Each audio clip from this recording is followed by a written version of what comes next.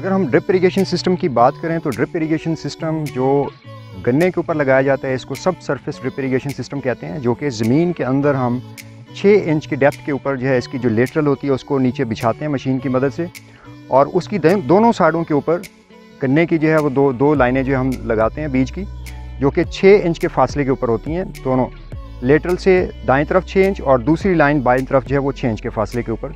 और इस गन्ने को जो लेटरल होती है जो कि 6 इंच के ऊपर हमने दबाई है, उससे 2 इंच नीचे जो है वो दबाते हैं गन्ने के बीज को, ताकि उसकी जो मॉइस्चर है वो यूनिफॉर्म दोनों साइडों के ऊपर जो है वो ट्रैवल करे।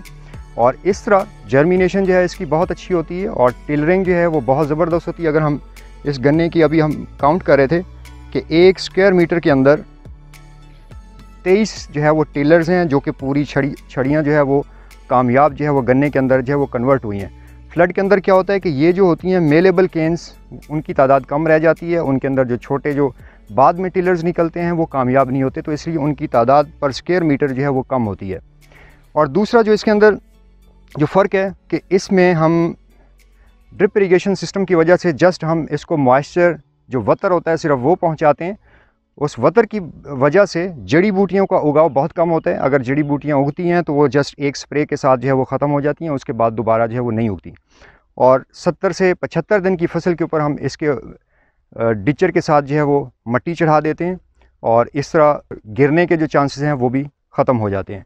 और जिस वक्त फसल को हम हार्वेस्ट करते हैं तो हार्वेस्ट करने के बाद इसकी खोरी को मल्चर के साथ ऊपर ही बिछा दिया जाता है कुतर के, और इसको आग नहीं लगाई जाती। ये इसके अंदर जो है फ्लड और इसके अंदर फ़र्क है। और रटून की जो मोटी जो फसल होती है वो हम इसके ऊपर कम से कम 5 फसलें जो है वो लेते हैं। जो हमारी दूसरी जगह के ऊपर जो गन्ने ड्रिप इरिगेशन सब सरफेस ड्रिप इरिगेशन सिस्टम के ऊपर गन्ना काश्त किया गया, वहाँ पे 2 हमने फसलें ले ली। अब तीसरी जो फसल है उसके लिए जो है उसकी तैयारी हम कर रहे हैं। सबसे पहला हमारा प्रोजेक्ट लगा शेख शुगर मिल के अंदर, उसमें 1450 मन पैदावार आई।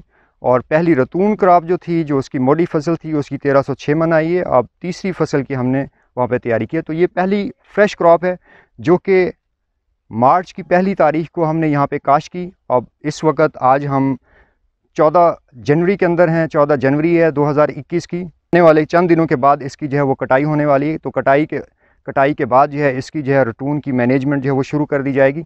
इसकी जो है वो खोरी जो है यहीं पे मल्चर के साथ जो है वो ऊपर बिछा दी जाएगी।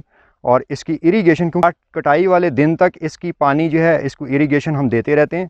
जो एक इरिगेशन स्केजुअल होता है कि 30 मिनट देना है, 50 मिनट देना है, वो एक स्केजुअल पूरे साल का बन जाता है कि किस महीने में कितना पानी देना है। तो उसके मुताबिक हम आखिरी दिन तक पानी देते रहते हैं, जिसकी वजह से, और कटाई करने के फ़ौरन बाद फिर अगले दिन से ही हम पानी जो है वो स्टार्ट कर देते हैं। तो जिसकी वजह से इसके अंदर जो मरने के चांसेस होते हैं पौधों के वो कम होते हैं, गैप्स इसके अंदर नहीं आते। तो इस वजह से जो मोटी फसल है वो एक मोटी फसल की बजाय इसके ऊपर कम से कम 5 फसलें लेते हैं। इंडिया के अंदर कम से कम जो है वो 7 फसलें जो है वो मोटी की ले रहे हैं। टेक्नोलॉजी को अडॉप्ट करके ना सिर्फ हम पानी की बचत कर रहे होंगे, बल्कि इसके साथ हमारी जो पैदावार है वो हम बढ़ा रहे होंगे।